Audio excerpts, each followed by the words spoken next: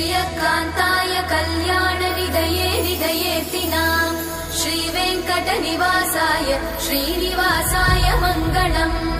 Lakshmi सविभ्रमालोक सुभ्रूविभ्रमचक्षुषे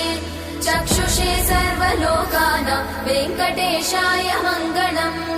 श्रीवेङ्कटाद्रिशृङ्गाग्रमङ्गलाभरणाङ्ग्रये